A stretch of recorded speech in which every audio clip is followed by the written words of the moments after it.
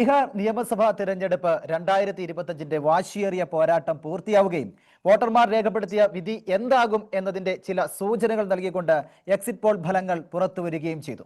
ഈ exit poll ഫലങ്ങൾ യഥാർത്ഥ ജനവികാരത്തെ പ്രതിഫലിപ്പിക്കുന്നുണ്ടോ എന്ന് ചോദിച്ചാൽ അതിന്റെ ഉത്തരങ്ങൾ നമുക്ക് ഈ ചർച്ചയിലൂടെ ലഭിക്കും എന്നാണ് പ്രതീക്ഷ. നിയമസഭയിൽ കേവല ഭൂരിപക്ഷത്തിന് ആവശ്യമായ 122 എന്ന മാന്ത്രിക സംഖ്യ ആർക്ക് സ്വന്തമാകും എന്ന ആകാംക്ഷയിലാണ് രാജ്യം മുഴുവൻ. വിവിധ ദേശീയ അന്തർദേശീയ ഏജൻസികൾ പുറത്തുവിട്ട എക്സിറ്റ് പോളുകളുടെ സംക്ഷിപ്ത വിശകലനം സൂചിപ്പിക്കുന്നത് ഭരണകക്ഷിയായ NDA സഖ്യം ബീഹാറിൽ വീണ്ടും അധികാരത്തിൽ എത്തുമെന്നാണ്. പല പ്രവചനങ്ങളും മഹാസത്യത്തേക്കാൾ വ്യക്തമായ മുന്നേറ്റം NDAക്ക് പ്രവചിക്കുന്നുമുണ്ട്. എന്നാൽ എക്സിറ്റ് പോളുകൾ ഒരു സൂചന മാത്രമാണ് എന്ന കാര്യം നമ്മൾ വിസ്മരിച്ചുകൂടാ. 2020 സംഭവിച്ചത് പോലെ എക്സിറ്റ് പോൾ പ്രവചനങ്ങളെ അപ്രസക്തമാക്കിക്കൊണ്ട് യഥാർത്ഥ ഫലം വിപരീതമാകാൻ സാധ്യതയുണ്ടോ? യുവാക്കളുടെയും സ്ത്രീകളുടെയും വോട്ടുകൾ ഏത് മുന്നണിക്ക് അനുകൂലമായാണ് രേഖപ്പെടുത്തിയത്? ബീഹാറിന്റെ വിധി നിർണയിച്ച ഘടകങ്ങൾ എന്തൊക്കെയാകും? ഈ എക്സിറ്റ് പോൾ ഫലങ്ങൾ യഥാർത്ഥ ജനവികാരത്തെ പ്രതിഫലിപ്പിക്കുന്നുണ്ടോ? വോട്ടെണ്ണൽ ദിനത്തിൽ ഈ കണക്കുകൾ എത്രമാത്രം യാഥാർത്ഥ്യമാകും? എല്ലാ പ്രേക്ഷകർക്കും ഈവനിംഗ് ചർച്ചയിലേക്ക് സ്വാഗതം. ഇന്ന് അതിഥികൾ പ്രശസ്ത രാഷ്ട്രീയ നിരീക്ഷകനായ ശ്രീ ജോർജ് പൊടിപ്പാറ സാറാണ്. പിന്നെ കോൺഗ്രസിൽ നിന്നും ശ്രീ വിനോദ് മേക്കോത്ത്, BJPയിൽ നിന്നും ശ്രീ ജോമോൻ ചക്കാലക്കൽ എന്നിവരാണ്. പാനലിസ്റ്റുകൾക്കും പ്രിയപ്പെട്ട പ്രേക്ഷകർക്കും ഒരിക്കൽ കൂടി ചർച്ചയിലേക്ക് സ്വാഗതം. അത് ഞാൻ ശ്രീ ജോർജ് പൊടിപ്പാറയിലേക്കാണ് ഒന്ന് വരുന്നത്. ഇപ്പോൾ നമുക്കറിയാം എക്സിറ്റ് പോൾ വന്നിരിക്കുന്നു. രാഹുൽ ഗാന്ധി നിരന്തരമായ പ്രകടനങ്ങളും റാലികളും കൊണ്ട് സമ്പന്നമാക്കിയ ഒരു സ്ഥലമാണ് ബീഹാർ എന്ന് പറയുന്നത്. അവിടെ അതിനുശേഷം വോട്ട് ചോരി എന്ന് പറയുന്ന വലിയ ആരോപണമായിട്ട് അദ്ദേഹം മുന്നോട്ട് വന്നു. എന്നിട്ടും എക്സിറ്റ് പോൾ ഫലങ്ങൾ വരുമ്പോൾ NDAക്കാണ് ഏറെ ദൂരം മുന്നിൽ നിൽക്കുന്നത്. ഈ എക്സിറ്റ് പോളുകൾ എത്രത്തോളം വിശ്വസനീയമാണ്? നമുക്ക് അത് കാര്യമായി അങ്ങ് എടുക്കാൻ കഴിയുമോ? 2020 കാര്യങ്ങളൊക്കെ നമുക്ക് അറിയാവുന്ന കാര്യമാണ്. റോജി, ഇതിനകത്ത് ഇപ്പോഴത്തെ അവസ്ഥയിൽ നമ്മുടെ മുന്നിലുള്ളത് എക്സിറ്റ് പോളുകളാണ്. ഈ തെരഞ്ഞെടുപ്പിന്റെ ഫലസൂചനകളെ കുറിച്ച് നമുക്ക് ഇപ്പോൾ ആശ്രയിക്കാവുന്നത് എക്സിറ്റ് പോളുകളാണ്. തീർച്ചയായിട്ടും എക്സിറ്റ് പോളുകൾ ചില സമയത്തൊക്കെ തെറ്റിയ ചരിത്രമുണ്ട്. ഹരിയാനയിലെ ഹരിയാന നിയമസഭാ തെരഞ്ഞെടുപ്പിൽ എല്ലാ എക്സിറ്റ് പോളുകളും ഏതാണ്ട് ഒരേ സ്വരത്തിൽ പറഞ്ഞത് അവിടെ കോൺഗ്രസിന് വലിയ ഭൂരിപക്ഷം ലഭിക്കും, അതുപോലെ തന്നെ 2/3 ഭൂരിപക്ഷം വരെ ലഭിക്കാൻ സാധ്യതയുണ്ട്, അവിടെ NDA സഖ്യം വല്ലാതെ തകർന്നടിയും എന്നൊക്കെയാണ്. പക്ഷെ അതിന് നേരെ വിപരീതമായിട്ടുള്ളൊരു ഫലമാണ് നമ്മൾ ഹരിയാനയിൽ കണ്ടത്. ഒടുവിൽ വലിയ ഭൂരിപക്ഷത്തിൽ NDA സഖ്യം വിജയിച്ച് കയറുന്ന കാഴ്ച. ബീഹാറിലും കഴിഞ്ഞ തെരഞ്ഞെടുപ്പിൽ ഈ പറഞ്ഞ പോലെ എക്സിറ്റ് പോളുകൾ വല്ലാതെ പാളിപ്പോകുന്ന കാഴ്ച കണ്ടതാണ്. ഹിമാചൽ പ്രദേശിലെ എക്സിറ്റ് പോളുകൾ പൊളിയുന്ന കാഴ്ച കണ്ടു. പക്ഷെ മഹാരാഷ്ട്രയിലും അതുപോലെ മറ്റു പല സ്ഥലത്തും എക്സിറ്റ് പോളുകൾ അച്ചട്ടാകുന്ന കാഴ്ചയും നമ്മൾ കണ്ടിട്ടുണ്ട്. അപ്പൊ സ്വാഭാവികമായിട്ടും എക്സിറ്റ് പോളുകളെ പൂർണ്ണമായിട്ടും നമുക്ക് അങ്ങനെ തള്ളിക്കളയാൻ പറ്റില്ല. എന്നാൽ അത് 100% അങ്ങനെ തന്നെ ആയിരിക്കുമെന്ന് നമുക്ക് ശഠിക്കാനും കഴിയില്ല.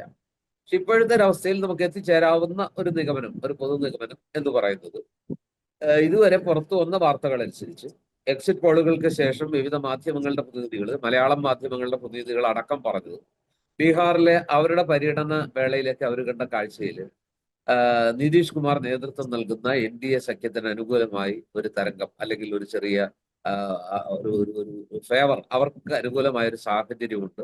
പ്രത്യേകിച്ച് മുൻപ് ഒരിക്കലും ഉണ്ടാകാത്ത രീതിയിൽ ബീഹാറിൽ ഇത്തവണ വനിതാ വോട്ടർമാരുടെ വൻനിര എത്തുന്ന കാഴ്ച കണ്ടു. ചരിത്രത്തിലെ ഏറ്റവും വലിയ പോളിംഗ് ശതമാനമാണ് ബീഹാറിൽ രേഖപ്പെടുത്തിയത്. ഒന്നാം ഘട്ടത്തിൽ 64%, 65%, രണ്ടാം ഘട്ടത്തിൽ 67% അപ്പുറത്തേക്കും. കഴിഞ്ഞ തവണയൊക്കെ 54% ഒക്കെ ഉണ്ടായിരുന്ന പോളിംഗ് ആണ് ഈ തവണ 65, 67, 67.14% എത്തി. 14 മൊത്തത്തിൽ എടുക്കുമ്പോൾ 1-2 ഘട്ടങ്ങളുടെ ആവറേജ് എടുക്കുമ്പോൾ ഏതാണ്ട് 67.14% പോളിംഗ് എത്തിയിരിക്കുകയാണ്. അപ്പൊ സ്വാഭാവികമായിട്ടും ഈ പോളിംഗ് ശതമാനം ബീഹാറിനെ സംബന്ധിച്ചിടത്തോളം നോക്കോട്ടൊക്കെ അവിശ്വസനീയമാണ്. കേരളത്തിലൊക്കെ ഉള്ള ഒരു പോളിംഗ് ശതമാനത്തിലേക്ക് ഒരു 70%, 71% ഏതാണ്ട് അതിനടുത്തേക്ക് ബീഹാറിൽ പോളിംഗ് ശതമാനം എത്തുകയാണ്. അപ്പൊ അതിനർത്ഥം അതിശക്തമായ എന്താ പറയാ പ്രചരണം ബീഹാറിൽ നടന്നു. വോട്ടധികാർ യാത്ര എന്ന് പറഞ്ഞിട്ട് തേജസ്വി യാദവും രാഹുൽ ഗാന്ധിയും ചേർന്ന് ബീഹാറിന്റെ ഗ്രാമഗ്രാമാന്തരങ്ങളെ മുഴുവൻ ഗ്രാമഭേദമില്ലാതെ ബീഹാറിനെ ഇളക്കി മറിച്ച് പ്രചരണം നടത്തുന്ന കാഴ്ച നമ്മൾ കണ്ടു. അതുപോലെ തന്നെ നിതീഷ് കുമാർ, നമുക്കറിയാം എന്തൊക്കെ പറഞ്ഞാലും ശരി, ബീഹാറിലെ ഏറ്റവും ജനസ്വാധീനമുള്ള നേതാവ് ആരെന്ന ചോദ്യത്തിന് നമുക്ക് പലപ്പോഴും ഉള്ള ഉത്തരം നിതീഷ് കുമാറിനാണ്. അങ്ങേരെ എവിടെ നിൽക്കുന്നു ആ ഭാഗം എപ്പോഴും വിജയിക്കുന്ന കാഴ്ചയാണ്. എൻ ഡി എയുടെ കൂടെയാണെങ്കിൽ ആ എൻ ഡി എ സഖ്യം വിജയിക്കുന്നു.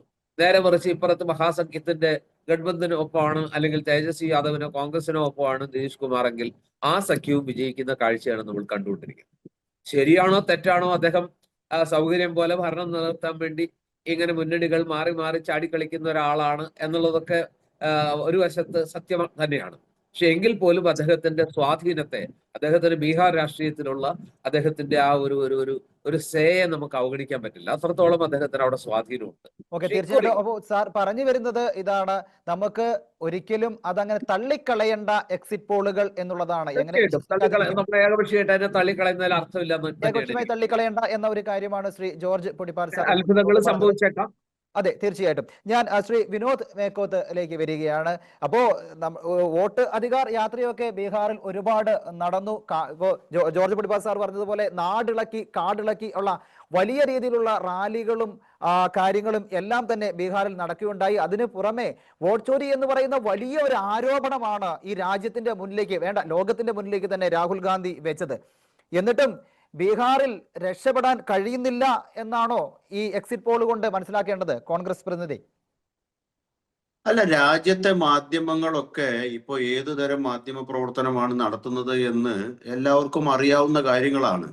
അതുകൊണ്ട് തന്നെ ഇത്തരത്തിലുള്ള എക്സിറ്റ് പോളുകളെ ആരും അങ്ങനെ മുഖവിലക്കെടുക്കുന്നില്ല. പ്രത്യേകിച്ച് ഒരു ട്രിക്കി സ്റ്റേറ്റ് ആയിട്ടുള്ള ബീഹാറിനെ സംബന്ധിച്ചിടത്തോളം പലപ്പോഴും അവിടെ പുറത്തു വന്നിട്ടുള്ള എക്സിറ്റ് പോൾ ഫലങ്ങൾ ദയനീയമായി പരാജയപ്പെട്ടു പോകുന്ന കാഴ്ചയാണ് നമ്മൾ കണ്ടിട്ടുള്ളത്. അതേസമയം എക്സിറ്റ് പോളുകൾ ഈ രീതിയിലുള്ള പ്രവചനങ്ങളൊക്കെ നടത്തുന്നു. ബീഹാറിനെ സംബന്ധിച്ചിടത്തോളം വോട്ട് ചോരി വിവാദവും വോട്ടധികാർ യാത്രയും ഒക്കെ അവിടുത്തെ ജനസാമാന്യത്തെ മുഴുവൻ വലിയ തോതിൽ ഈ തെരഞ്ഞെടുപ്പ് പ്രക്രിയയെ സംബന്ധിച്ച് വളരെ ഗൗരവപൂർണമായ ചിന്തയിലേക്കും ചർച്ചയിലേക്കും നയിച്ചു എന്നതിന്റെ സൂചന കൂടിയാണ് 951 ആദ്യ തെരഞ്ഞെടുപ്പിൽ കണ്ടിട്ടില്ലാത്ത തരത്തിൽ, അതിനുശേഷം ഉണ്ടായിട്ടുള്ള ഒരു തെരഞ്ഞെടുപ്പിലും ഉണ്ടായിട്ടില്ലാത്ത തരത്തിലുള്ള ഒരു വോട്ടർ ടേൺ ഔട്ട് ഈ തെരഞ്ഞെടുപ്പിൽ ഉണ്ടായിട്ടുള്ളത്. അതോടൊപ്പം തന്നെ അവിടെ നടന്ന SIR എന്ന് പറയുന്ന തീവ്ര പരിഷ്കരണ ശ്രമം വോട്ടർ പട്ടികയുടെ, അത് നമുക്ക് മനസ്സിലാക്കാൻ കഴിയുന്നത് ഏതാണ്ട് 65 ലക്ഷം വോട്ടുകൾ അവിടെ നിന്ന് തികച്ചും ഏകപക്ഷീയമായി തെരഞ്ഞെടുപ്പ് കമ്മീഷന്റെ ഈ നടപടിയുടെ ഭാഗമായിട്ട് ഈ വോട്ടർ പട്ടികയിൽ നിന്ന് പോയി എന്നുള്ളതാണ്.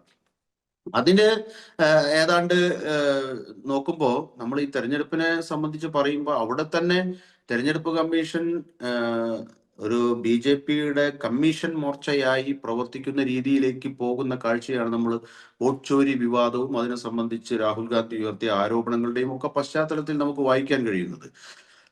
ഹരിയാന പോലൊരു സംസ്ഥാനത്ത് 25 ലക്ഷം വോട്ടുകൾ തെറ്റായ രീതിയിൽ പോൾ ചെയ്യപ്പെടുകയോ കൗണ്ട് ചെയ്യപ്പെടുകയോ ഉണ്ടായി എന്ന് പറയുമ്പോൾ അതിനെ സംബന്ധിച്ച് ഒരു മറുപടി പറയുന്നത് അത് തെറ്റായ ആരോപണമാണ് എന്ന് വളരെ നിസ്സാരമായി കാണുന്ന ഒരു സമീപനമാണ് തെരഞ്ഞെടുപ്പ് കമ്മീഷൻ സ്വീകരിക്കുന്നത്. ഇവിടെ 10,000 രൂപ ഓരോ സ്ത്രീയുടെയും അക്കൗണ്ടിലേക്ക് എത്തിക്കും എന്ന തരത്തിൽ ഭരണകക്ഷി കൈക്കൂലി കൊടുത്തുകൊണ്ട് വോട്ട് തേടുന്ന തരത്തിലേക്ക് വളരെ പച്ചയ്ക്ക് 10,000 രൂപയുടെ കൈക്കൂലി വാഗ്ദാനം, അല്ലെങ്കിൽ ആ കൈക്കൂലി കൊടുത്തുകൊണ്ട്, വാഗ്ദാനമല്ല കൊടുത്തുകൊണ്ട് വോട്ട് തേടാനുള്ള ശ്രമം, അതിനെ സംബന്ധിച്ചും തെരഞ്ഞെടുപ്പ് കമ്മീഷൻ അത് ശരിയല്ല എന്ന ഒരു നിലപാട് സ്വീകരിക്കുന്നത് നമ്മൾ കണ്ടിട്ടില്ല. തീവ്ര വർഗീയമായിട്ടുള്ള നിലപാടുകളിലേക്ക് കഴിഞ്ഞ പാർലമെന്റ് തെരഞ്ഞെടുപ്പിൽ പ്രധാനമന്ത്രി ഉൾപ്പെടെയുള്ളവർ പോയപ്പോൾ പോലും കമ എന്നൊരക്ഷരം പറയുന്നത് നമ്മൾ തെരഞ്ഞെടുപ്പ് കമ്മീഷന്റെ ഭാഗത്ത് നിന്ന് കണ്ടിട്ടില്ല. ഞാൻ പറഞ്ഞു വരുന്നത്, ഒരു റഫറിയുടെ മധ്യത്തിൽ നിന്നുകൊണ്ട് രണ്ട് ടീമുകൾ കളിക്കുന്ന തരത്തിൽ ഒരു ലെവൽ പ്ലേയിങ് ഫീൽഡ് എന്നുള്ള നിലയിലുള്ള ഒരു തെരഞ്ഞെടുപ്പ് പ്രക്രിയയല്ല രാജ്യത്ത് നടക്കുന്നത് എന്ന് ആധികാരികമായ രേഖകളുടെ സഹായത്തോടു കൂടി, തെരഞ്ഞെടുപ്പ് കമ്മീഷന്റെ തന്നെ രേഖകളുടെ സഹായത്തോടു കൂടിയാണ് രാഹുൽ ഗാന്ധി ജനങ്ങളുടെ മുമ്പാകെ വെച്ചിട്ടുള്ളത്. അത് കോൺഗ്രസ്സുകാരോടുള്ള ആഹ്വാനമായിരുന്നില്ല. പ്രത്യേകിച്ചും രാഹുൽ ഗാന്ധി പറഞ്ഞ ചെറുപ്പക്കാർ ഉണരണം, ഈ അവസ്ഥ മനസ്സിലാക്കണം, അതിനെതിരെ പ്രതികരിക്കണം എന്നുള്ള നിലയിലാണ്. ഈ രാജ്യത്തെ വോട്ടർമാരോടാണ് രാഹുൽ ഗാന്ധി സംസാരിച്ചത്. അതുകൊണ്ട് തന്നെ വോട്ടധികാർ യാത്രയിൽ നഗര വ്യത്യാസമില്ലാതെ ബീഹാറിലുടനീളം വൻ ജനമുന്നേറ്റം ഉണ്ടായിട്ടുണ്ട്. ഈ വോട്ടർ ടേൺ ഔട്ട് എന്ന് പറയുന്നത്, ഈ പോളിംഗ് ശതമാനം വർദ്ധിച്ചു എന്ന് പറയുന്നത്, ഞാൻ മനസ്സിലാക്കുന്നിടത്തോളം അത് മഹാഗഡ്ബന്ധിന് അനുകൂലമായ നിലയിൽ, ഇന്ത്യ സഖ്യത്തിന് അനുകൂലമായ നിലയിൽ വരും എന്ന് തന്നെയാണ് നമ്മൾ പ്രതീക്ഷിക്കുന്നത്. ദൂരദർശനെ ഉപയോഗിച്ച് വരാൻ പോകുന്ന യഥാർത്ഥ കണക്കുകൾ വിധി നിർണയിക്കും എന്ന ഒരു കാര്യമാണ്. ഒറ്റ പോയിന്റ് കൂടി ഞാൻ ചേർത്ത് വെക്കാം. ഓക്കെ, ദൂരദർശനെ കൂടി ചേർത്ത് വെച്ചുകൊണ്ടാണ് ആദ്യത്തെ ഘട്ടം തെരഞ്ഞെടുപ്പ് നടന്ന സമയത്ത് BJP അടിച്ചു കയറുന്നു എന്നുള്ള നിലയിലുള്ള തരത്തിൽ ദൂരദർശൻ പറയുന്ന നിലയാണ്. ബാക്കി പിന്നെ മറ്റു ചാനലുകളെ കുറിച്ച് പറയേണ്ടതില്ലല്ലോ. ഇവിടെ മാധ്യമ പ്രവർത്തനം എങ്ങനെയാണ് നടത്തുന്നത്? PR വർക്കുകളാണ് നടക്കുന്നത്. അപ്പൊ അതുകൊണ്ട് തന്നെ ആ ഫലങ്ങളെ പൂർണ്ണമായും കോൺഗ്രസ് പാർട്ടി തള്ളിക്കളയുകയാണ്. Okay, okay. അപ്പോൾ അതായത് എക്സിറ്റ് പോൾ ഫലങ്ങളെ കോൺഗ്രസ് പാർട്ടി പൂർണ്ണമായും തള്ളിക്കളയുകയാണ്, ഒരു PR വർക്ക് മാത്രമാണ് നടക്കുന്നത് എന്നാണ് കോൺഗ്രസിന്റെ പോയിന്റ്. ശ്രീ ജോമോൻ ചക്കാലക്കൽ, അങ്ങിലേക്ക് ഞാനൊന്ന് വരികയാണ്. അതായത് 10,000 രൂപ 1 കോടിയിലധികം സ്ത്രീകളുടെ കയ്യിലേക്ക് കൊടുക്കുകയും വോട്ടിന് തൊട്ടുമുമ്പായി കൊടുക്കുകയും അങ്ങനെ വോട്ട് പർച്ചേസ് ചെയ്യുകയും ചെയ്യുന്ന ഒരു രീതിയാണ് എന്നാണ് കോൺഗ്രസ് ഇപ്പോൾ ആരോപിച്ചിരിക്കുന്നത്. അങ്ങനെ പർച്ചേസ് ചെയ്ത ഒരു വോട്ടും PR വർക്കും ഒക്കെ തന്നെയാണോ ഈ എക്സിറ്റ് പോളുകളുടെ പിന്നിലുള്ളത്? എന്താണ് അങ്ങയുടെ അഭിപ്രായം? അങ്ങയുടെ മ്യൂട്ടാണോ ഒന്ന് നോക്കാവോ? Okay, okay. അല്ല റോജി, തെരഞ്ഞെടുപ്പ് പ്രഖ്യാപിക്കുന്നതിന് മുമ്പ് ജനോപകാരപ്രദമായ കാര്യങ്ങൾ ചെയ്യുന്നതിന് ആർക്കാണ് തടസ്സം? 1,40,00,000 ആളുകൾക്ക് 10,000 രൂപ കൊടുക്കുന്നു എന്ന് പറഞ്ഞാൽ ചെറിയ കാര്യമാണോ? ഇവിടെ നമ്മുടെ നാട്ടിലേക്ക് സർക്കാരുകൾ 2,500 രൂപ മാസം കൊടുക്കുന്നു എന്ന് പറഞ്ഞ് കയറിയിട്ട് 1,600 പോലും കൊടുക്കാൻ കഴിയാത്ത നിലവാരത്തിൽ ഒരു സർക്കാരുകൾ ഓടിക്കൊണ്ടിരിക്കുന്ന ഒരു കാലഘട്ടത്തിൽ 1,40,00,000 ആളുകൾക്ക് 10,000 രൂപ കൊടുത്തു കഴിഞ്ഞിട്ടാണ്, കൊടുക്കുമെന്നുള്ള വാഗ്ദാനമല്ല, അത് തെരഞ്ഞെടുപ്പ് പ്രഖ്യാപിക്കുന്നതിന് മുമ്പാണ്. എന്താണ് കുഴപ്പം? അതിനാണല്ലോ അവർ അധികാരത്തിൽ കൊണ്ടുവന്നിരിക്കുന്നത്. ഇവിടെ കേരളത്തിൽ നമ്മൾ കണ്ടുകൊണ്ടിരിക്കുന്നില്ലേ, തെരഞ്ഞെടുപ്പ് പടിവാദിക്ക് നിൽക്കുമ്പോൾ ചില ചെയ്യാൻ കഴിയാത്ത വാഗ്ദാനങ്ങൾ നൽകി വോട്ട് വാങ്ങാൻ കുറെ ആളുകൾ ശ്രമിക്കുന്നില്ലേ? ഇത് അങ്ങനെയല്ലല്ലോ, പണം കൊടുത്തു കഴിഞ്ഞില്ലേ, അതിനെന്താണ് കുഴപ്പം? ബഹുമാനായ കോൺഗ്രസിന്റെ പ്രതിനിധി പറയുന്നത് അത് വോട്ട് കിട്ടാൻ വേണ്ടി മാത്രമാണ് ചെയ്യുന്നതെന്നാണ്. ഞാൻ ചോദിക്കട്ടെ, വോട്ട് കിട്ടാൻ വേണ്ടിയാണെങ്കിൽ പോലും ഞാൻ അങ്ങനെ തന്നെ പറയുന്നു, 10,000 രൂപ നിങ്ങൾ നോക്കൂ, 10,000 രൂപ അതൊരു പ്രഖ്യാപനം മാത്രമല്ല, 10,000 രൂപ ഒരു അക്കൗണ്ടിലേക്ക് കൊടുത്തിട്ടുണ്ടെങ്കിൽ അതിനെ നിയമപരമായി നിങ്ങൾക്ക് എങ്ങനെ നേരിടാൻ കഴിയും? എന്താണ് അതിലൊരു തെറ്റ്? ഞാൻ ചോദിക്കട്ടെ, വോട്ട് നേടാൻ തന്നെയാണല്ലോ രാഷ്ട്രീയ പാർട്ടികൾ ജനോപകാരപ്രദമായ കാര്യങ്ങൾ ചെയ്യുക. അല്ല, അങ്ങനെ പണം കൊടുത്ത് അങ്ങനെ വോട്ട് നേടുക എന്നുള്ളതാണോ, അതിനുവേണ്ടി ഉള്ളതാണോ രാഷ്ട്രീയ പാർട്ടികൾ? ഒന്ന് ധാർമ്മികത, പൊടിപ്പാറ സാറേ, ധാർമ്മികത എന്ന് പറയുന്നത് BJPയുടെ ഏതെങ്കിലും നടപടികളിൽ നമുക്ക് പ്രതീക്ഷിക്കാം. ഞാൻ വിനോദ് സാറിലേക്ക് വരാം. പൂർത്തിയാക്കൂ ശ്രീ ജോമോൻ, പൂർത്തിയാക്കൂ. അല്ല, ഞാനൊരു കാര്യം പറയാം, ഞാൻ വീണ്ടും പറയുന്നു. ഞാൻ ചോദിക്കട്ടെ, രാഷ്ട്രീയ പാർട്ടികൾ പ്രകടന പത്രിക ഇറക്കും. പ്രകടന പത്രികയിൽ പറയുന്ന കാര്യങ്ങൾ എല്ലാം ചെയ്യുന്നതാണ് രാഷ്ട്രീയ പാർട്ടിയുടെ ദൗത്യം. ഞാൻ ചോദിക്കട്ടെ, കഴിഞ്ഞ പ്രകടന പത്രികയിൽ പറഞ്ഞ പല കാര്യങ്ങളും ബീഹാർ സർക്കാർ നടപ്പിലാക്കി. ഇവിടെ 1,40,00,000 ആളുകൾക്ക് 10,000 രൂപ, അതും സ്ത്രീകൾക്കാണ് ആലോചിക്കണം, അമ്മമാർക്ക് അല്ലെങ്കിൽ സ്ത്രീകൾക്ക് 10,000 രൂപ ഒരു അക്കൗണ്ടിൽ കൊടുക്കാമെന്നുള്ള വാഗ്ദാനമല്ല. കൊടുത്തു കഴിഞ്ഞതിന് ശേഷം ഒരു തെരഞ്ഞെടുപ്പിനെ നേരിടാൻ വരുമ്പോൾ ആ വോട്ട് അവർക്ക് കിട്ടിയാൽ, അല്ലെങ്കിൽ അത് കിട്ടിയാൽ എന്താണ് പ്രശ്നം? അത് കൊടുത്തിട്ടല്ലേ? ഇവിടെ ഞാൻ ചോദിക്കട്ടെ, എന്തൊക്കെ നടപ്പിലാക്കാത്ത വാഗ്ദാനങ്ങളുള്ള ഒരു സംസ്ഥാനത്ത് നമ്മൾ ജീവിക്കുന്നത്? ഈ സംസ്ഥാനം നമ്മൾ എന്തൊക്കെ കേട്ടതാണ്? ഇവിടെ 250 രൂപ റബ്ബറിന് ന്യായവില പ്രഖ്യാപിച്ച ഒരു സർക്കാരില്ലേ? 200 രൂപ പോലും കിട്ടിയിട്ടുള്ള ഏതെങ്കിലും ഒരു കർഷകന്? അപ്പൊ ഞാൻ ചോദിക്കട്ടെ, കൊടുത്ത സാധനം, പറഞ്ഞത് പ്രഖ്യാപിച്ചത്, അത് നടപ്പിലാക്കിയ ഒരു സർക്കാരിനെ വോട്ട് വാങ്ങാൻ അധികാരമില്ലേ? ആ വോട്ട് അവർക്ക് കിട്ടുന്നതിന് എന്താണ് കുഴപ്പം? കഴിഞ്ഞ 20 വർഷമായി നോക്കൂ, കഴിഞ്ഞ 20 വർഷമായി നിതീഷ് കുമാറിന്റെ ഭരണത്തിന് മുമ്പ് അവിടുത്തെ ഭരണത്തെക്കുറിച്ച് ലോക്കൽ ബീഹാറികളോട് ചോദിച്ചാൽ പറയും, ഒരു ജംഗിൾ രാജായിരുന്നു. 6 മണിക്ക് ശേഷം ജനങ്ങൾക്ക് ഇറങ്ങി നടക്കാൻ കഴിയാത്ത ഒരു സ്ഥിതിവിശേഷം ബീഹാറിലുണ്ടായിരുന്നു. ഇന്ന് ബീഹാറിൽ നിങ്ങൾ പോകൂ, ഇന്ന് ബീഹാറിൽ നിങ്ങൾക്ക് ഒരു സ്ത്രീക്ക് ഒറ്റയ്ക്ക് രാത്രി മുഴുവൻ നടക്കാം. ഈ ജംഗിൾ രാജിനെ കുറിച്ച് തേജസ്വിയോട് ചോദിക്കുമ്പോൾ തേജസ്വി പറയുന്ന ഒരു കാര്യമുണ്ട്, എനിക്ക് 4 മാസം പ്രായമുള്ള സമയത്തൊക്കെ ഉണ്ടായിരുന്ന കാര്യമാണ്, അതിപ്പോ ഞാൻ എന്ത് ചെയ്യാനാ എന്ന രീതിയിലാണ് പറയുന്നത്. ആ പണ്ടെങ്ങോ കഴിഞ്ഞ ഒരു കാലം ഇപ്പോഴും പറയുന്നതൊക്കെ ശരിയാണോ? എന്തായാലും അങ്ങിലേക്ക് ഞാൻ വരാം. ശ്രീ ജോമോൻ. അതുകൊണ്ടല്ല, ഒരു മിനിറ്റ്, അതുകൊണ്ടല്ല, അതല്ല, ജംഗിൾ രാജ് അത് കഴിഞ്ഞ 20 വർഷമായി ഇവർക്ക് വീണ്ടും അവസരം കിട്ടിയിട്ടില്ലേ? ഈ നിതീഷ് കുമാർ എന്ന് പറയുന്ന വ്യക്തിത്വത്തിന് എത്രത്തോളം ആ ജനങ്ങൾ അദ്ദേഹത്തിൽ പ്രതീക്ഷ അർപ്പിക്കുന്നു എന്നതിന്റെ ഒരു ഉദാഹരണമാണിത്. ഇന്ന് മറ്റൊരു കാര്യം പറയാം, നിങ്ങൾ നോക്കിക്കോ, അദ്ദേഹം സിൽവർ ജൂബിലി, ഭരണത്തിൽ സിൽവർ ജൂബിലി അടിക്കാൻ പോവുകയാണ്. 25 വർഷം തികയ്ക്കാൻ പോകുന്നത് നമ്മൾ കാണാൻ പോവുകയാണ്. അദ്ദേഹം ഒരുപക്ഷെ ആയുസ് അദ്ദേഹത്തിന് ലഭിക്കുമോ എന്ന് നമുക്കറിയില്ല. അദ്ദേഹം ആരോഗ്യവാനായിട്ട് ഇരിക്കട്ടെ എന്ന് മാത്രമേ നമുക്ക് പറയാൻ കഴിയൂ. അല്പം അനാരോഗ്യവാനാണെങ്കിൽ പോലും 25 വർഷം തികയ്ക്കുമെന്ന് തന്നെയാണ് ഈ അവസരത്തിൽ പറയാനുള്ളത്. ഓക്കെ ഓക്കെ ഓക്കെ എന്തായാലും ജോമോൻ അങ്ങിലേക്ക് ഞാൻ തിരിച്ചു വരാം. ശ്രീ ജോർജ് പൊടിപ്പാർ സാർ, അതായത് നമ്മളിപ്പോ രാഷ്ട്രീയക്കാരൊക്കെയാണ്, രാഷ്ട്രീയ പാർട്ടികളാണ്, കുറെ പണം ജനങ്ങൾക്ക് കൊടുക്കുക, അവർക്ക് വോട്ട് തരുന്നതിൽ തെറ്റുണ്ടോ എന്നൊരു ചോദ്യം ഇപ്പോൾ BJP പ്രവർത്തകൻ മുന്നോട്ട് വെച്ചിട്ടുണ്ട്. പക്ഷേ നമ്മളൊരു ജനാധിപത്യ രാജ്യത്താണല്ലോ, ജനങ്ങളെ സേവിക്കാൻ വേണ്ടി തന്നെയുള്ളതാണ് ഭരണകർത്താക്കൾ. അങ്ങനെ ഒരു അസെപ്റ്റ് വെച്ച് നോക്കുമ്പോൾ ഈ പണം കൊടുത്ത് വോട്ട് വാങ്ങുന്നത് ഒരു ജനാധിപത്യത്തിന്റെ ശക്തിക്ക് കാരണമാകുമോ? എന്താണ് അങ്ങേക്ക് തോന്നുന്നത്? തീർച്ചയായിട്ടും അതൊരിക്കലും പ്രോത്സാഹിക്കപ്പെടേണ്ട ഒരു പ്രവണതയാണെന്ന് നമുക്ക് ഒരിക്കലും പറയാൻ പറ്റില്ല. കാരണം എന്താണെന്ന് വെച്ചാൽ ജനാധിപത്യം എന്ന് പറയുന്നത് ഈ പറയുന്ന ജനങ്ങളെ വശീകരിക്കാൻ വേണ്ടി അത് നോട്ടുകെട്ടുകളാകാം, അതല്ലെന്നുണ്ടെങ്കിൽ ഇത്തരത്തിലുള്ള നിയമപരമായ പ്രഖ്യാപനങ്ങളാകാം, അവരുടെ അക്കൗണ്ടിലേക്ക് 10,000 രൂപ എത്തിക്കുന്ന രീതിയിലും അതിപ്പോ എല്ലാ സർക്കാരുകളും ചെയ്യുന്നുണ്ട്, എല്ലാ രാഷ്ട്രീയ പാർട്ടിയും ചെയ്യുന്നുണ്ട് എന്നുള്ളൊരു വസ്തുതയാണ്. അക്കാര്യത്തിൽ ഇപ്പോ ഭരിക്കുന്ന സംസ്ഥാനങ്ങളിലെല്ലാം അതാത് ഭരണകക്ഷികളും അതുപോലെ തന്നെ ഭരിക്കുന്ന സർക്കാരുകളും തെരഞ്ഞെടുപ്പിന് മുമ്പ് ഇത്തരം പ്രഖ്യാപനങ്ങൾ നടത്താറുണ്ട്. അതിപ്പോ ഇന്ത്യയിൽ ഒരു പൊതുവെയില്ലാത്ത കാര്യമാണ്. അത് BJP ചെയ്യുമ്പോൾ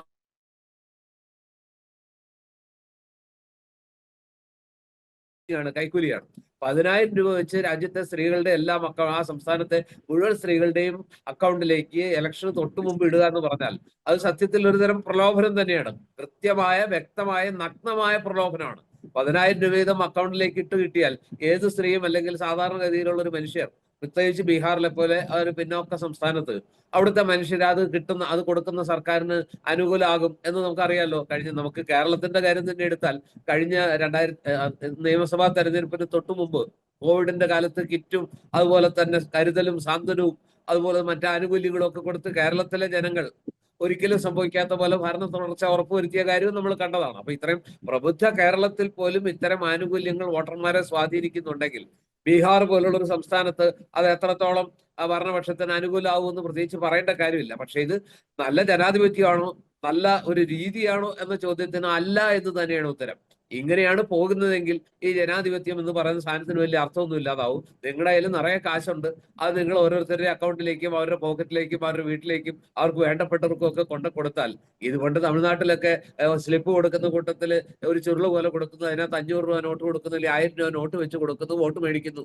പല സംസ്ഥാനങ്ങളിലും അങ്ങനെ നടക്കുന്നു. കേരളത്തിലൊന്നും അതില്ല എന്നാണ് നമ്മൾ വിശ്വസിച്ചിരുന്നത്. അപ്പൊ അതിന്റെ ഏതാണ്ട് തത്തുല്യം തന്നെയാണ് തെരഞ്ഞെടുപ്പിന് തൊട്ട് മുമ്പ് 10,000 രൂപ വെച്ച് എല്ലാ സ്ത്രീകളുടെയും അക്കൗണ്ടിലേക്ക് ഇട്ടത്. ഇപ്പൊ കേരള സർക്കാർ ചെയ്തിരിക്കുന്നതാണല്ലോ, ഇതുവരെ പെൻഷൻ ഇല്ലാത്ത 35 ലക്ഷം സ്ത്രീകൾക്ക് പ്രതിമാസം 1000 രൂപ വീതം, 35 മുതൽ 60 വരെയുള്ള സ്ത്രീകൾക്ക് പ്രതിമാസം 1000 രൂപ വീതം അവരുടെ അക്കൗണ്ടിലേക്ക് വരുന്ന അവർക്ക് പെൻഷൻ കൊടുക്കുന്ന ഒരു പ്രഖ്യാപനം. ഇതും ഏതാണ്ട് ഫലത്തിൽ അതൊക്കെ തന്നെയാണ്.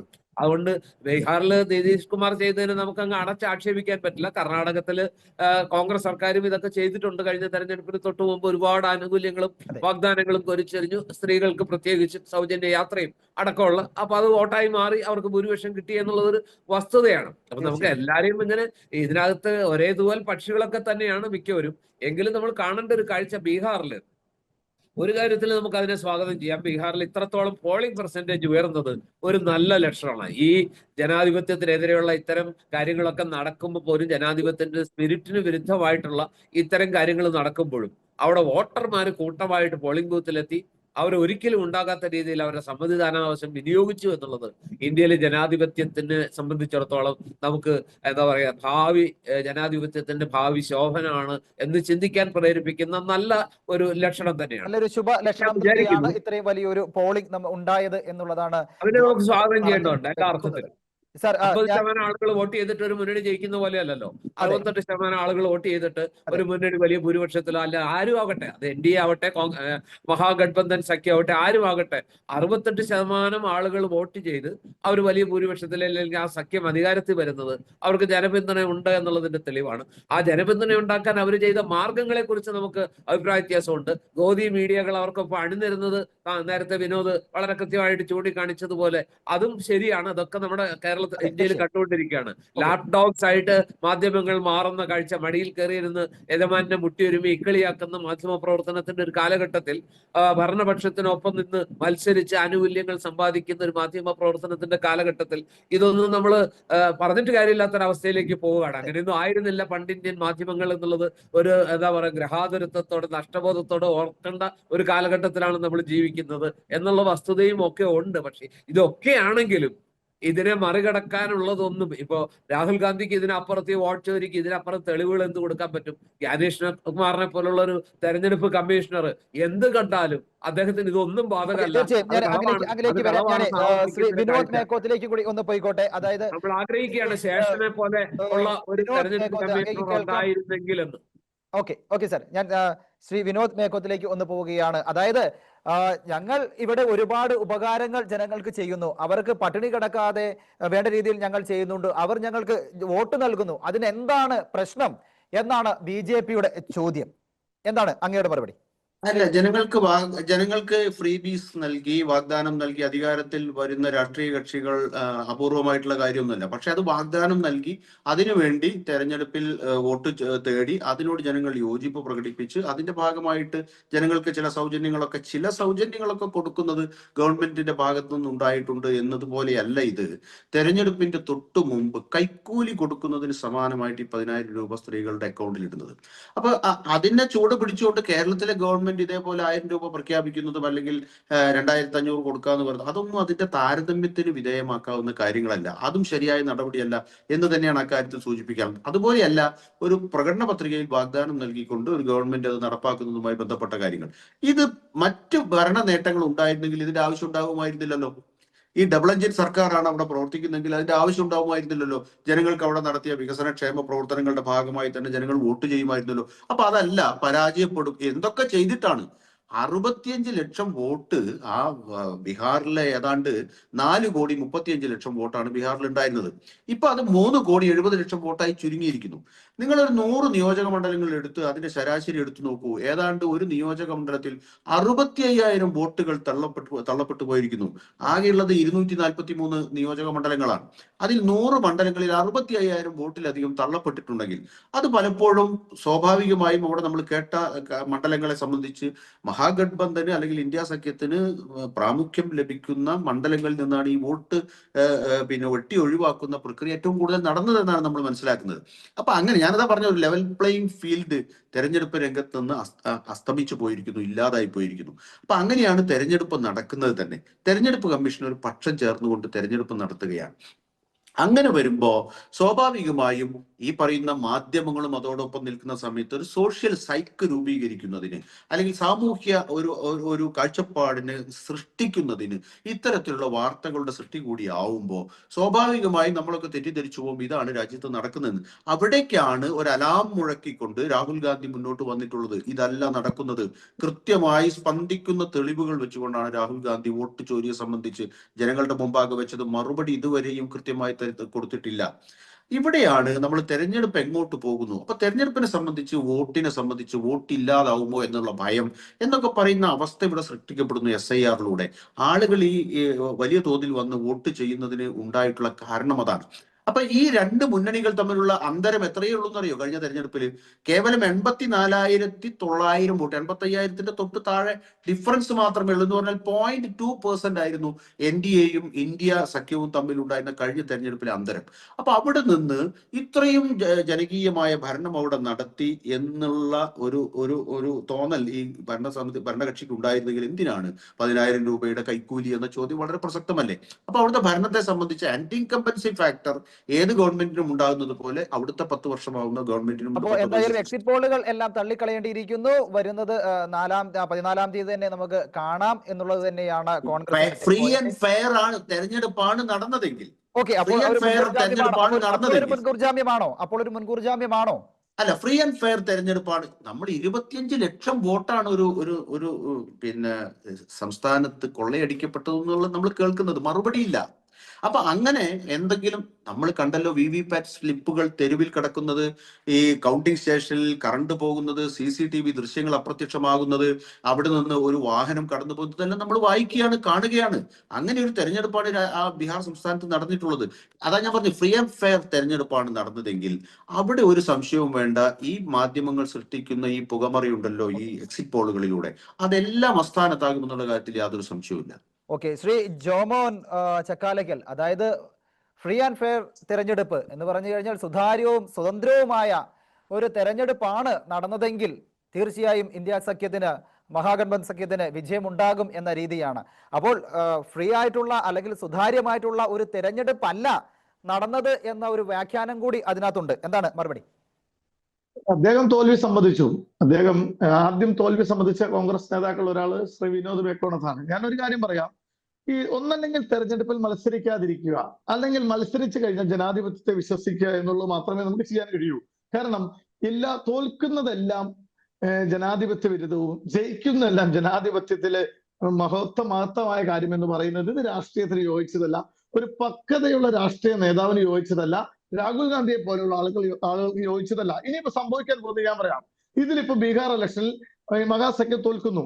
കേരളത്തിലെ ഇലക്ഷന്റെ തലേ ദിവസം ഇതുപോലെ ഒരു വാർത്താ സമ്മേളനവുമായി രാഹുൽ ഗാന്ധി ഒരു 10 ബുക്കും 40 ബുക്കും 4 സ്റ്റേജും അല്ലെങ്കിൽ 3-4 ഡിസ്പ്ലേ ഒക്കെ വെച്ചിട്ട് വരും. എന്നിട്ട് പറയാൻ പോകുന്നത് ബീഹാർ ഇലക്ഷനിൽ നിങ്ങൾ നോക്കൂ, ഒരു ബൂത്തിൽ 500 വോട്ട് ഒരു വ്യക്തി ചെയ്തിട്ടുണ്ട്, ഒരു എന്താ പറയാ ഇസ്രായേലുകാരി 340 വോട്ട് ചെയ്തിട്ടുണ്ട് എന്നൊക്കെ പറഞ്ഞ് കടന്നു വരും. ഇത് വാസ്തവത്തിൽ ജനാധിപത്യത്തിന്റെ ഭൂഷണമല്ല. അദ്ദേഹത്തെ പോലുള്ള ഒരു നേതാവിന്റെ പിന്നിൽ ആരാണോ അദ്ദേഹത്തെ അഡ്വൈസ് ചെയ്യുന്നത്, അഡ്വൈസർമാർ അദ്ദേഹത്തെ വാസ്തവത്തിൽ രാഷ്ട്രീയമായി നശിപ്പിച്ചുകൊണ്ടിരിക്കുകയാണ്.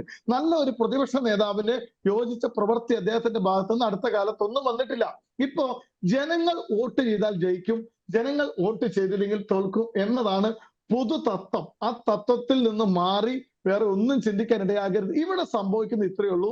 ബീഹാറിൽ ഈ യാദവ കുലത്തിന് മാത്രം എന്താ പറയാ മാത്രമാണ് അവർക്കൊരു വളർച്ച മാത്രം ഉണ്ടായിരുന്ന ഒരു കാലഘട്ടത്തിൽ നിന്ന് മാറി അവിടുത്തെ പിന്നോക്ക ജനവിഭാഗത്തിന് വരെ എല്ലാ നിലവാരത്തിലുള്ള ആനുകൂല്യങ്ങളും ലഭിക്കുന്ന ഒരു സർക്കാർ നിതീഷ് കുമാറിന്റെ നേതൃത്വത്തിൽ കഴിഞ്ഞ 20 വർഷമായിട്ട് അവിടെ ഉണ്ടായിരുന്നു.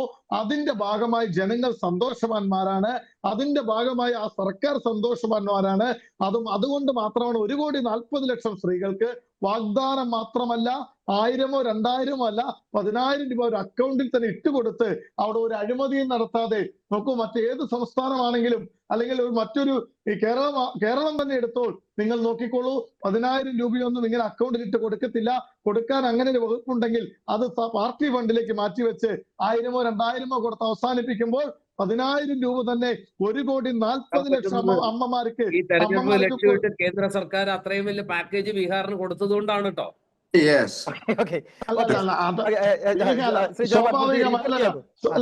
സ്വാഭാവികമായി കേന്ദ്രം ഭരിക്കുന്ന പാർട്ടികൾ അവിടെ കേന്ദ്രത്തിൽ സഖ്യകക്ഷിയുള്ള പാർട്ടികൾ കേന്ദ്രം 2 ക്രച്ചസിലൂന്നിയാണ് മുന്നോട്ട് പോകുന്നത്. അതിലൊരു ഊന്നുവടി പോയാൽ ബീഹാർ എന്ന് പറയുന്ന ഊന്നുവടി പോകാതിരിക്കാൻ ഈ പറയുന്ന 10,000-ൽ 8,000 രൂപ കേന്ദ്ര ഗവൺമെന്റ് കൊടുക്കുകയാണ്. വേണ്ടി വന്ന അല്ലല്ല ഞാനൊരു കാര്യം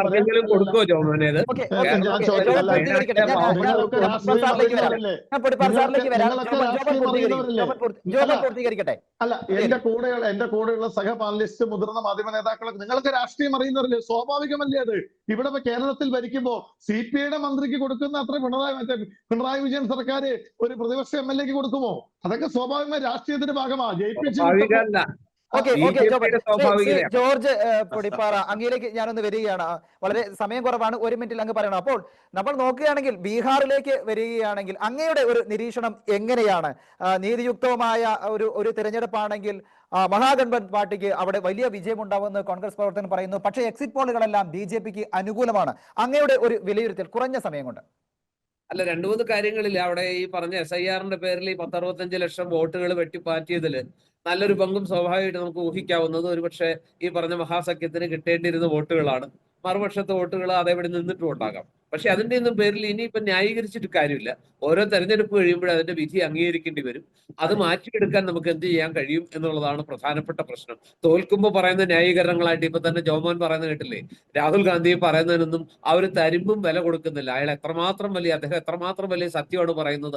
അനിഷേധ്യമായ സത്യങ്ങൾ തെളിവുകൾ സഹിതം വിളിച്ചു കൂവിയാലും ചങ്കെടുത്ത് കാണിച്ചാലും ചെമ്പരത്തിപ്പൂ എന്ന് പറയുന്ന ഒരു കാലഘട്ടത്തിൽ ഒരു സത്യവും ആദരിക്കപ്പെടാത്ത, അംഗീകരിക്കപ്പെടാത്ത, എല്ലാ അനീതികളും ന്യായീകരിക്കപ്പെടുന്ന, കൈക്കൂലി പോലും 10,000 രൂപ വെച്ച് തെരഞ്ഞെടുപ്പിന്റെ തലേനാൾ വോട്ടറുടെ അക്കൗണ്ടിലേക്ക് ഇട്ടുകൊടുത്തിട്ട് അതിന്റെ ബലത്തിൽ വിജയിച്ചാലും അത് ഞങ്ങളുടെ ഭരണ നൈപുണ്യം കൊണ്ടാണ്, ഞങ്ങളുടെ മികവ് കൊണ്ടാണെന്ന് പറയുന്ന ഒരു കാലഘട്ടത്തിൽ, അതിനെ മാധ്യമങ്ങൾ പോലും വാഴ്ത്തിപ്പാടുന്ന ഒരു കാലഘട്ടത്തിൽ എവിടെയാണ് സത്യം, എവിടെയാണ് നീതി, എവിടെയാണ് ധർമ്മം, എവിടെയാണ് നൈതികത എന്ന മഹാചോദ്യമാണ് വരുന്നത്. അധികം ഒന്നും പ്രതീക്ഷിക്കാനില്ലാത്തൊരു കാലഘട്ടത്തിലാണ് ഭരണബലം കൊണ്ട് ഈ പറഞ്ഞ പോലെ സാമ്പത്തിക ശക്തി കൊണ്ട് ഒരു സംസ്ഥാനം പിടിക്കാൻ 10,000 വെച്ച് എല്ലാവർക്കും കൊടുക്കാൻ കഴിയുന്ന കേരളത്തിൽ 1000 കൊടുക്കാൻ കേന്ദ്രം അതിനുള്ള ഫണ്ട് അനുവദിക്കുമോ? തമിഴ്നാടിന് കൊടുക്കുമോ? ബീഹാറിന് എന്താ കൊടുക്കുന്നത്? അതാണ് യഥാർത്ഥ മൗലികമായ ചോദ്യം. ബീഹാറത്തെ അവിടുത്തെ പൗരന്മാരും അവിടുത്തെ ജനങ്ങളും നിതീഷ് കുമാർ എന്താ ഈ പറഞ്ഞ പോലെ ഇരട്ടച്ചങ്ങണ്ടോ അങ്ങർക്ക്? അങ്ങേര് വേറൊരു തരവും, ഇവിടുത്തെ മുഖ്യമന്ത്രി വേറൊന്ന്, ഇവിടുത്തെ മറ്റേ തമിഴ്നാട്ടിലെ മുഖ്യമന്ത്രി. ഇതിന്റെ പേരാണ് വിനോദ് മേക്കോത്തിലേക്ക് കൂടി ഒന്ന് പോയിക്കോട്ടെ. സമയം വളരെ വെച്ചിട്ടുണ്ട്. അതുകൊണ്ട് ശ്രീ വിനോദ് മേക്കോത്തിലേക്ക് കൂടി ഒന്ന് പോയിക്കോട്ടെ. രാഹുൽ ഗാന്ധി ഇത് തെരഞ്ഞെടുപ്പിന്റെ റിസൾട്ട് വന്നു കഴിയുമ്പോൾ പറയുന്ന ഒരു കാര്യം, കുറെ നോട്ട്ബുക്കുകളും അല്ലെങ്കിൽ പേപ്പറുകളും ഒക്കെ ആയിട്ട് വരും, 500 വോട്ടുകൾ അവിടെ കള്ളവോട്ട് ചെയ്തു എന്നുള്ള കാര്യങ്ങളൊക്കെയാണ് പറയുക. ആദ്യമായിട്ട് തോൽവി സംബന്ധിച്ച ഒരു വ്യക്തി ശ്രീ വിനോദ് മേക്കോത്ത് എന്നൊരു ആരോപണം കൂടി തന്നെയാണ് ശ്രീ ജോമോൻ പറഞ്ഞിരിക്കുന്നത്. മറുപടി വളരെ പെട്ടെന്ന്, 1 മിനിറ്റ്. അല്ല, ആഴത്തിലുള്ള പഠനം നടത്തിയിട്ട് വളരെ വ്യക്തമായി, കൃത്യമായി, ക്രിസ്റ്റൽ ക്ലിയർ ആയിട്ടുള്ള തെളിവുകളുമായിട്ടാണ് രാഹുൽ ഗാന്ധി മുന്നോട്ട് വന്നിട്ടുള്ളത്. അതിനെ സംബന്ധിച്ച് ഞങ്ങളൊരു വിവാദത്തിലില്ല. അതിന് മറുപടി പറയാൻ തന്റെ ഇടം തെരഞ്ഞെടുപ്പ് കമ്മീഷൻ കാണിച്ചിട്ടില്ല എന്നുള്ള വേദന മാത്രമാണ് ഒരു രാജ്യത്തെ ജനാധിപത്യ വിശ്വാസം എന്നുള്ള നിലയിൽ എനിക്കുള്ളത്. പിന്നെ കോൺഗ്രസിനെ സംബന്ധിച്ചിടത്തോളം ബീഹാർ തെരഞ്ഞെടുപ്പിനെ സംബന്ധിച്ച് ഞങ്ങൾക്ക് നടത്താവുന്ന ഒരു സ്റ്റേറ്റ്മെന്റ് എന്ന് പറയുന്നത്, ഈ തെരഞ്ഞെടുപ്പ് നരേന്ദ്രമോദിയുടെ നേതൃത്വത്തിലുള്ള ഗവൺമെന്റിന്റെ അപായമണി മുഴക്കുന്ന തെരഞ്ഞെടുപ്പാണ്. ഇരു കരങ്ങൾക്ക് കീഴിലായി ക്രച്ചസ് വെച്ചുകൊണ്ട്, ഊന്നുവടി വെച്ചുകൊണ്ട് സഞ്ചരിക്കുന്ന ഒരു കേന്ദ്ര ഗവൺമെന്റിന്റെ വലത്തെ കൈയിലെ ഊന്നുവടി ബീഹാർ തെരഞ്ഞെടുപ്പ് വരുമ്പോൾ താഴെ വീഴുമെന്നും അത് ഇടത്തെ കൈയിൽ ഊന്നിയിട്ടുള്ള ഊന്നുവടിയെ കൂടി സ്വാധീനിക്കുമെന്നും അധികം വൈകാതെ നരേന്ദ്രമോദിയുടെ നേതൃത്വത്തിലുള്ള കേന്ദ്ര ഗവൺമെന്റിനെ പോലും അത് അസ്ഥിരപ്പെടുത്തുന്ന തരത്തിലുള്ള ഒരു ജനവിധിയായിരിക്കും ബീഹാർ ജനത നൽകുക എന്നുള്ള കാര്യത്തിൽ യാതൊരു സംശയവുമില്ല. ഓക്കെ, തീർച്ചയായും. ശ്രീ ജോമോൻ ചക്കാലക്കൽ, അവസാനം 1 മിനിറ്റ് മാത്രമേ ഉള്ളൂ. ശ്രീ ജോമോൻ ചക്കാലക്കൽ, മറുപടി പെട്ടെന്ന് പറയണേ, 1 മിനിറ്റ്. ബീഹാറിൽ ഒരു പ്രാവശ്യം കൂടെ നിതീഷ് കുമാർ മുഖ്യമന്ത്രിയാകും. ആ ഒരു വലിയ പ്രതീക്ഷയോടുകൂടിയാണ് ഞങ്ങൾ ഈ നിമിഷമായിരിക്കുന്നത്. അടുത്ത 5 വർഷവും ബീഹാറിലെ എല്ലാ വിഭാഗം ജനങ്ങൾക്കും എല്ലാ സൗഭാഗ്യങ്ങളും ലഭിക്കും എന്ന് പൂർണ്ണമായി ഞങ്ങൾ വിശ്വാസമുണ്ട്. അത് തന്നെയാണ് ഞങ്ങളുടെ ശുഭപ്രതീക്ഷ. ഓക്കെ, തീർച്ചയായിട്ടും BJP അവിടെ വലിയ ഭൂരിപക്ഷത്തിൽ വിജയിക്കും. എക്സിറ്റ് പോളുകളുടെ ഒപ്പം തന്നെയാണ് എന്നാണ് BJPയുടെയും പോയിന്റ്. 2 രാത്രികളുടെയും ഒരു പകലിന്റെയും ദൂരം മാത്രമാണ് ബീഹാർ തെരഞ്ഞെടുപ്പിൽ എന്നറിയാൻ. 10 വർഷമായി ബീഹാർ ഭരിക്കുന്ന നിതീഷ് കുമാറിന് തുടർഭരണം ലഭിക്കുമോ, തേജസ്വി യാദവിന് അധികാരം ലഭിക്കുമോ എന്നുള്ള ചോദ്യങ്ങൾക്കെല്ലാം ഉത്തരം ഇനി മണിക്കൂറുകൾ മാത്രമാണ് അവശേഷിക്കുന്നത്. വൈകുന്നേരം വാർത്ത ചർച്ച ഇവിടെ പൂർണ്ണമാവുന്നു. എല്ലാ പ്രിയപ്പെട്ടവർക്കും, പാനലിസ്റ്റുകൾക്കും നന്ദി.